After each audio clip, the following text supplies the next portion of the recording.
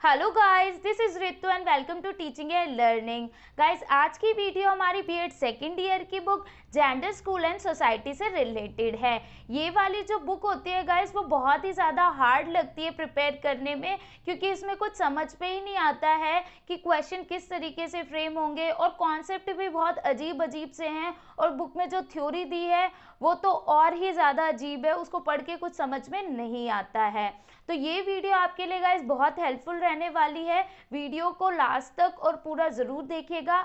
आज की वीडियो में हम जेंडर एंड सेक्स के कॉन्सेप्ट को समझेंगे कि ये दोनों क्या अलग होते हैं या एक ही होते हैं, और अगर अलग होते हैं तो इनके बीच में डिफरेंस क्या है। सो वीडियो आपके लिए काफ़ी हेल्पफुल रहने वाली है। वीडियो को पूरा ज़रूर देखिएगा, और वीडियो पसंद आए तो प्लीज़ वीडियो को लाइक ज़रूर कर दीजिएगा। और जो भी चैनल पर नए हो, जिन्होंने अभी तक चैनल को सब्सक्राइब नहीं किया है, वो चैनल को सब्सक्राइब कर बेल आइकन को ज़रूर हिट कर ले, जिससे कि हमारी आने वाली वीडियो का नोटिफिकेशन उन्हें टाइम से मिलता रहे।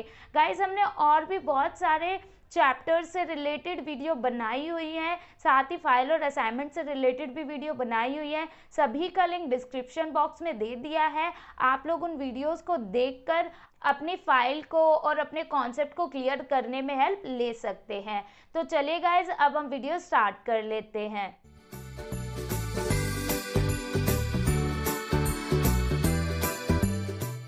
गाइज, आज हम सेक्स और जेंडर के बारे में डिस्कशन करेंगे कि सेक्स और जेंडर क्या होता है। तो यहाँ पे सबसे पहले हम सेक्स को समझेंगे, और जो जेंडर होता है वो समाज द्वारा बनाया गया एक कॉन्सेप्ट होता है। जनरली लोग सेक्स और जेंडर को एक ही अर्थ में समझते हैं, जबकि ऐसा नहीं है। जेंडर बिल्कुल अलग है और सेक्स बिल्कुल अलग है। जेंडर जो है वो समाज ने कॉन्सेप्ट बनाया है, उसको हम बाद में समझेंगे। तो सेक्स क्या होता है guys? The physically and biologically difference between women and man. Man और वुमेन के बीच में जो शारीरिक और जैविक अंतर होते हैं, वो उसको हम सेक्स बोलते हैं। जनरली क्या होता है, जब हमें एक लड़की और लड़के के बीच में डिफरेंस करना होता है तो हम क्या देखते हैं कि भाई लड़की वो होती है जिसके बाल लंबे होते हैं, जो शांत स्वभाव की होती है, घर में काम करती है।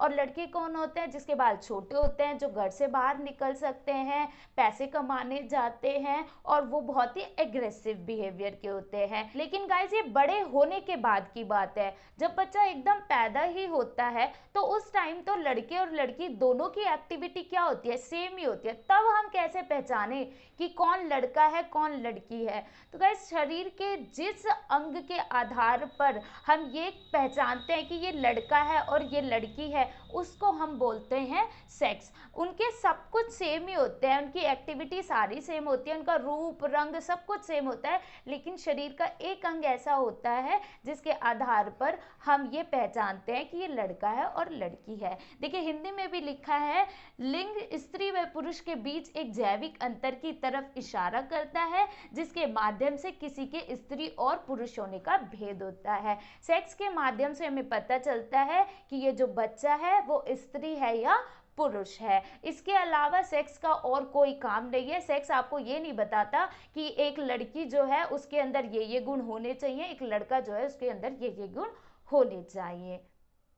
चलिए गाइज, अब हम जेंडर को देख लेते हैं। तो जेंडर क्या है? The socially practice that are enforced as per the biologically sex. Gender वह है जिसे किसी व्यक्ति पर सेक्स के आधार पर सामाजिक प्रथाओं या समाज द्वारा लागू किया जाता है। गाइज, जेंडर जो है वो समाज द्वारा बनाया गया कॉन्सेप्ट है, जिसके अंदर समाज ने ये तय किया है कि लड़कियों को कैसा होना चाहिए और लड़कियों को कैसा होना चाहिए, लड़कियों को क्या काम करना चाहिए और लड़कों को क्या काम नहीं करना चाहिए। जैसे कि लड़कियां जो हैं वो घर में रहनी चाहिए, लड़कियों को कम बोलना चाहिए, लड़कियों को सूट सलवार साड़ी पहननी चाहिए। ये समाज ने नियम बनाए हैं लड़कियों के लिए। तो ये समाज किसके थ्रू हमसे करवाता है? वो समाज हमसे कहता है कि आपका सेक्स कहता है कि आपको ये सारे काम करने चाहिए, तो आपको ये ही करने हैं, आप इनसे हटके नहीं काम कर सकते।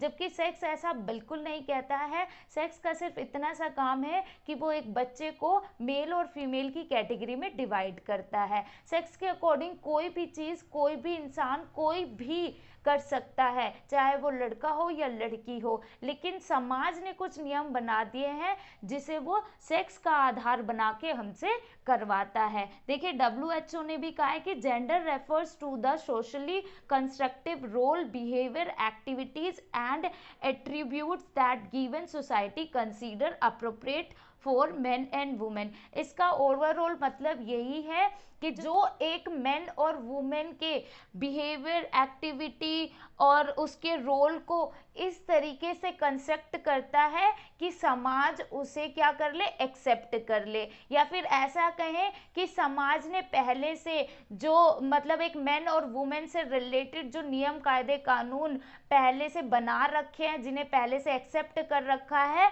जेंडर उसी के अकॉर्डिंग मेन और वुमेन को ढाल देता है, उसे बना देता है। तो गाइस जब भी आप लोगों को जेंडर या सेक्स के बारे में लिखने के लिए कुछ भी आए तो दोनों को डिफाइन करने के बाद आप ये वाली लाइन जरूर डालिएगा कि sex is to nature as gender is to culture. Sex क्या है, एक जैविक के प्रत्यय है, और जेंडर क्या है, एक सामाजिक प्रत्यय है, समाज द्वारा बनाया गया ये कॉन्सेप्ट है। ये दोनों बिल्कुल भी एक जैसे नहीं है, दोनों अलग अलग हैं। समाज ने इसे एक जैसे होने की अवधारणा दे दी है। और ये जो WHO के अनुसार जेंडर को डिस्क्राइब किया हुआ है, ये इंग्लिश मीडियम वाले और हिंदी मीडियम वाले दोनों ही ऐसे ही राइट कर सकते हैं। गाइज ये हमारे जेंडर की विशेषताएं हैं। इनको स्टार्ट करने से पहले मैं आपको बोलूँगी कि अगर वीडियो पसंद आ रही है तो वीडियो को लाइक ज़रूर कर दे। तो चलिए अब हम इन्हें वन बाय वन समझ लेते हैं। पहली है हमारी सोशली कंस्ट्रक्ट, सामाजिक रूप से निर्मित। जेंडर जो है वो समाज के द्वारा बनाया गया है, कॉन्सेप्ट है कि लड़कियों को ये काम करने चाहिए, लड़कियाँ ऐसी ऐसी होनी चाहिए और लड़के ऐसे ऐसे होने चाहिए। कि लड़कियाँ वो होती हैं जो लंबे बाल रखती हैं, जो घर का काम काज रखती है, जो धैर्यवान होती हैं। लड़के वो होते हैं जो छोटे बाल रखते हैं, बाहर काम करने जाते हैं, पैसे कमाते हैं और बहुत ज़्यादा एग्रेसिव होते हैं। नेक्स्ट है अधिकारों, जिम्मेदारियों और रिश्ते की भूमिका शामिल होती है। Involves of right, roles, responsibilities and relationships. Gender में ये पहले से ही तय होता है कि जो लड़कियां होती हैं उनके क्या रोल होते हैं, क्या रिस्पॉन्सिबिलिटी होती है और कैसे रिश्ते होते हैं, और लड़कों के क्या होते हैं। अधिकार से मतलब है कि लड़कियों को पढ़ने का कम अधिकार है, लड़कों को ज़्यादा अधिकार है। जिम्मेदारियां मतलब कि लड़कियों की क्या जिम्मेदारी होती है, घर संभालना है, बच्चे संभालना है, खाना बनाना है। लड़कों की क्या जिम्मेदारियां हैं कि उन्हें बाहर जाना है, पैसे कमाना है और वो जो चाहें वो कर सकते हैं। और घर में किसकी चलेगी, बॉयज़ की चलेगी। तो कुछ इस तरीके से जेंडर जो है अधिकारों और जिम्मेदारियों को पहले से ही बांट देता है। नेक्स्ट है समय के साथ जेंडर की भूमिका और मानदंड बदलते रहते हैं। गाइस समय के साथ साथ जो जेंडर की भूमिकाएं हैं वो बदलती रहती है।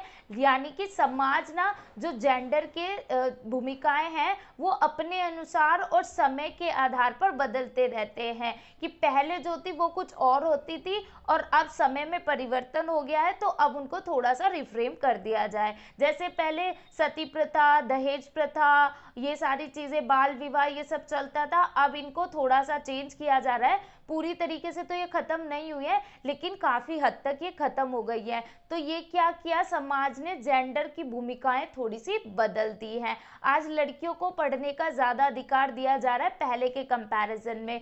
तो ये समय के आधार पर जेंडर की भूमिकाएं बदल दी गई हैं। देन है संसाधनों की पहुंच किसी के जेंडर में तय होती है।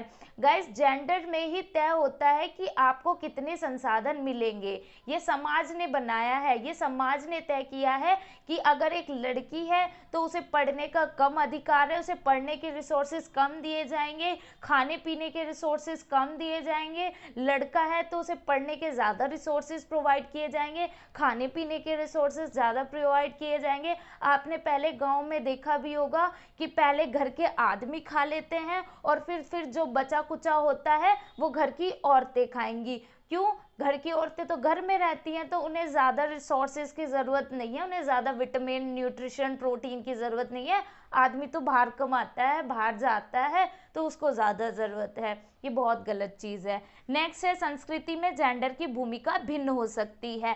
गाइस जो एरिया वाइज जेंडर की भूमिकाएं हैं वो बदलती रहती हैं। जैसे कि यूपी में कुछ अलग जेंडर की भूमिकाएं होंगी तो असम में कुछ और होंगी। तो जहाँ पर जैसा कल्चर होता है, जैसा जैसा जहाँ का खान पीन रहना सहना होता है उसके हिसाब से वहाँ पर जेंडर की भूमिकाएं जो है वो बदलती रहती है। इसके अलावा और क्या हो सकता है कि इसके अलावा गाइज जो जेंडर है वो हमारे इंटरेस्ट, हमारे एटीट्यूड, एप्टीट्यूड, इन सबको भी इफेक्ट करता है। जो जेंडर की भूमिकाएं समाज ने बनाई है वो हमारे इन सारी चीज़ों को इफेक्ट करती है। कैसे? जो समाज ने जेंडर के अकॉर्डिंग नियम कानून कायदे ये सब बनाए हैं उसी के आधार पर हमें बड़ा किया जाता है। तो जब हम उन्हीं के बेसिस पर बड़े होते हैं तो धीरे धीरे ये सारी चीज़ें हमारे एटीट्यूड, एप्टीट्यूड, इंटरेस्ट इन सब में आ ही जाती है। तो इसीलिए बोला जाता है कि जेंडर की जो भूमिकाएं हैं, जो जेंडर है वो हमारे एटीट्यूड, एप्टीट्यूड, हमारे इंटरेस्ट इन सबको भी इफेक्ट करता है। तो आई होप गाइज इस वीडियो के थ्रू आप लोगों को पता चल ही गया होगा कि जेंडर और सेक्स दो अलग अलग चीजें हैं, दिखती सेम है, समाज इसे एक जैसा ही दिखाने की कोशिश करता है लेकिन ये अलग अलग है और इनकी जो मीनिंग है वो टोटली डिफरेंट है। होप करती हूँ गाइज आप लोगों को ये वीडियो पसंद आई होगी और वीडियो के थ्रू आप लोगों को जेंडर एंड सेक्स के बीच में जो डिफरेंस होता है वो समझ में आ गया होगा और पता भी चला होगा कि जेंडर जो है वो समाज के द्वारा बनाया गया एक कॉन्सेप्ट है, एक प्रत्यय है। ये बायोलॉजिकली नहीं है, ये साइंस के अकॉर्डिंग नहीं है। तो गाइज हम नेक्स्ट वीडियो में इसके आगे के कॉन्सेप्ट्स को लेकर आएंगे। वीडियो वो सारी आपके लिए काफ़ी हेल्पफुल है, तो चैनल के साथ जुड़े रहिएगा, बने रहिएगा। तो चलिए गाइज आज की वीडियो यहीं एंड करते हैं और मिलते हैं नेक्स्ट वीडियो में। सो तब तक के लिए bye guys and thank you for the watching this video.